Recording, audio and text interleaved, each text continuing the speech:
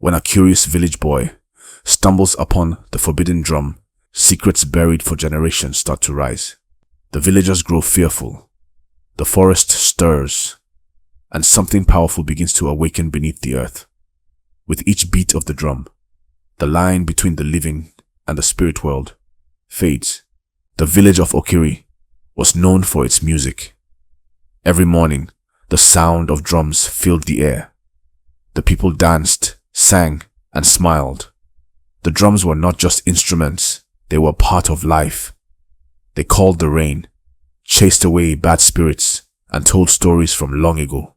But one day, the drums stopped. The sky turned grey. The birds flew away. The children stopped laughing. The elders sat in silence, their eyes full of worry. Obi, a young boy with sharp eyes and fast feet, noticed something strange. The big drum in the village square, the one called the heart drum, was gone. "Where is the drum?" he asked his mother. She didn't answer. Her face turned pale like ash. She looked away and whispered, "Do not speak of it." Obi ran to the village square. People stood in a circle, staring at the empty drum stand. The village chief, Baba Yomi, stood with his walking stick. "The heart drum has been taken," Baba Yomi said. "We do not know who did this, but we must not speak its name again. It is cursed." Obi had never heard anyone call the heart drum cursed. It was the oldest and biggest drum. It was made from a tree that was set to sing in the wind. It had golden beads tied to its sides and carvings of the first drummers. That night, Obi could not sleep. He sat by the fire with his dog. The air felt heavy. He thought he heard a soft beat. Dum, dum, dum. Coming from the forest. The dog growled. Obi stood up. "Did you hear that?" The sound stopped. "Maybe the drum is calling me," he whispered. The dog barked once, as if to say, "Let's go." Obi tiptoed out of the compound and followed the sound into the darkness, his heart beating like a drum. The forest of Okiri was not a place for children at night, but Obi was not afraid. He walked slowly, listening carefully. He heard the drum sound again. Dum, dum, dum, like a heartbeat. The dog stayed close, sniffing the ground. The trees looked tall and strange. Their branches moved even though there was no wind. Fireflies blinked like tiny stars. Obi followed the sound until he reached the old river path. Long ago, people said a spirit lived there. No one used the path anymore. He stepped carefully. His feet touched something soft. Mud. Then he saw it. A shape stood near the river. It was big and round. Obi's eyes grew wide. The heart drum. But it was different. It looked darker. Older. Like it had been sleeping for a long time. Obi stepped closer. The dog growled again, louder this time. The drum had no player. Yet it beat. Dum. Dum. Dum. "Who's there?" Obi called out. No answer. He reached out and touched the drum. Suddenly a shadow rose from behind the drum. Obi stepped back. A voice echoed, deep and slow. "Why have you come?" Obi tried to speak, but his mouth was dry. I followed the sound." "You are not ready," the voice said, "but you will be." Then the shadow faded. Obi looked around. The dog was hiding behind a tree. The drum was silent now. He turned to leave, but something was in his hand. A small stick. A drumstick. It glowed in the dark.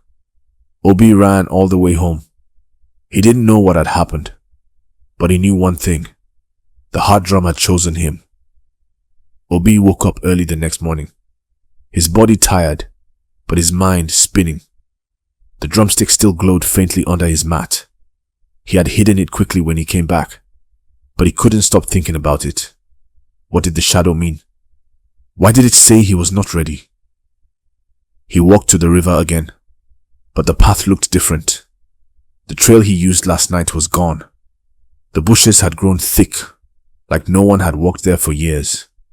Even the dog didn't want to go near it. Maybe it was a dream, Obi said out loud. But the drumstick in his hand showed him it wasn't. He went to see Elder Nuru, the oldest man in the village. People said Elder Nuru could hear the spirits of the land. Obi found him sitting under the Iroko tree.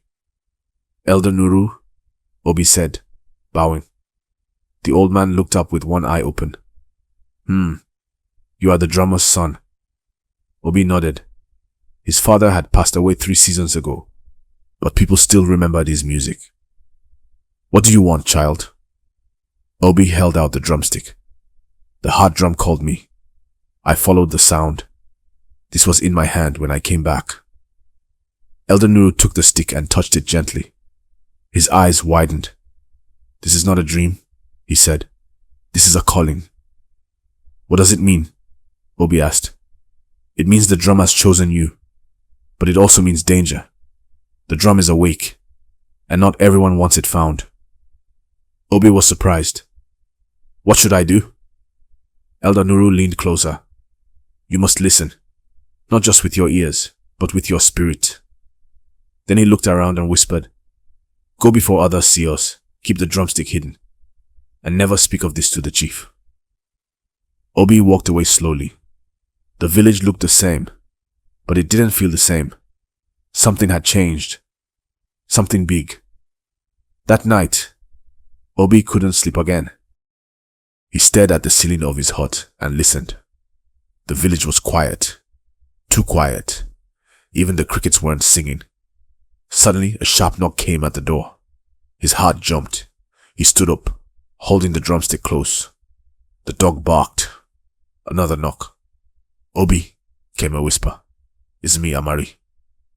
Obi opened the door slowly. Amari was his best friend. She had wide, curious eyes and wore a necklace made of cowrie shells. Why are you here? Obi asked. I saw you last night, Amari said. You went into the forest. Obi's mouth opened, then closed. You followed me? She nodded. I saw the drum.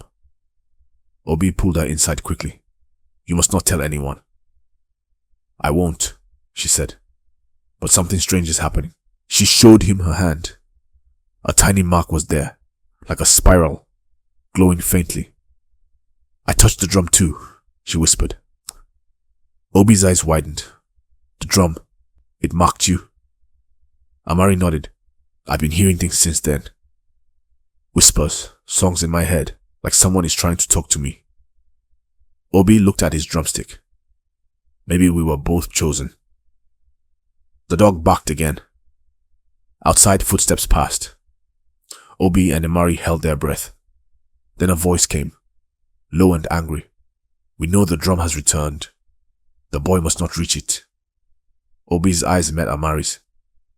Someone is looking for it too, she whispered. Obi hid the drumstick under a stone. We have to be careful. But who are they? Amari asked. Obi shook his head. I don't know, but I think they will do anything to stop us. The dog growled low, and the wind blew through the open window. The heart drum was calling again, and this time it was louder. The village was buzzing with noise, but not the happy kind. People whispered. They know something, Obi whispered. Amari nodded. They're watching us. Babayomi stood in the village square. His eyes scanned the crowd. The drum has returned, he said loudly, but not by our will. The villagers murmured. Babayomi continued. Someone is trying to wake what should stay asleep. The spirits of the drum are not pleased. Obi felt the drumstick in his back grow warm. The chief looked directly at him. If anyone knows where the drum is, step forward. Obi's mouth felt dry. He didn't move. Neither did Amari. Babayomi stared a moment longer, then turned away. We must not let the curse rise again, he said. That drum was hidden for a reason. Obi and Amari walked away quickly. Why are they afraid of the drum? Amari asked. Obi shook his head. I don't know, but I think someone did something wrong a long time ago. They decided to visit Elder Nuru again. But when they reached his hut, it was empty. The door was broken. His mat was torn. There were marks on the floor like someone had struggled. "He's gone," Obi whispered. "Taken," Amari added. They looked at each other. The village was no longer safe. That night, they hid in the old yam barn near the edge of the village. It was dusty and filled with cobwebs. Obi took out the drumstick. It glowed faintly in the dark, warm against his hand. Amari stared at it. "It's calling again." Obi nodded. "I can hear it in my chest." Dum, dum, dum. The sound was not loud, but it was there, like a heartbeat, like it was alive. "I think we need to go back to the forest," Obi said. Amari frowned. "But it's dangerous. What if we get lost?" "We won't," Obi said. "The drum will guide us." The dog barked softly, as if agreeing. They waited until the moon was high and the village was asleep. Then they slipped out, careful not to wake anyone. The night was cold, and the wind blew leaves across the path. The sound of crickets was louder now. The forest loomed ahead, like a giant sleeping beast.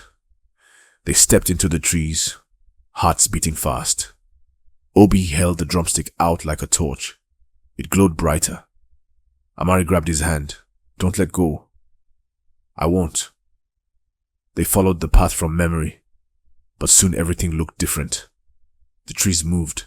The ground whispered. "Did you hear that?" Amari asked. Obi nodded. "Voices." The drumbeat grew louder. Dum, dum, dum.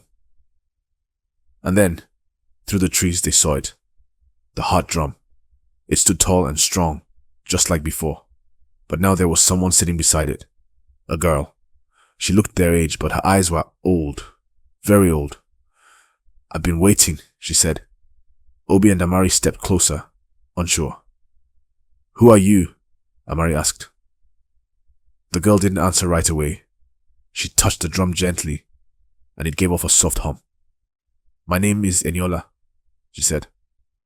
"I was the first child to touch the heart drum." Obi frowned. "But the drum was hidden long ago." Eniola nodded. "Yes, and I was hidden with it." They stared at her in silence. "You don't belong here," Obi said softly. "I do now," Eniola replied. "The drum kept me alive, but I am not alive in the way you know." She stood and walked around the drum. Her feet left no prints in the dirt. "I've waited many years for someone like you." "Like us?" Amari asked. Eniola nodded. "The drum chooses, not people, and it has chosen both of you." Obi held up the glowing drumstick. Eniola smiled. "That is one of three." "Three?" Obi asked. Eniola nodded. "Three sticks for the heart drum. Without them, it cannot speak fully." "Where are the others?" Amari asked. Eniola pointed to the hills. "One is hidden in the Cave of Winds. The other is guarded by the snake spirit, near the big river." Obi's heart sank. "Spirits? You must face them. Only then will the heart drum reveal the truth." "Truth about what?" Amari asked. "The truth that your village is hiding," Eniola said, her voice soft. "The truth of why the drum was silenced." The dog barked. The wind howled. Eniola began to fade like mist. "Go! The first stick is waiting."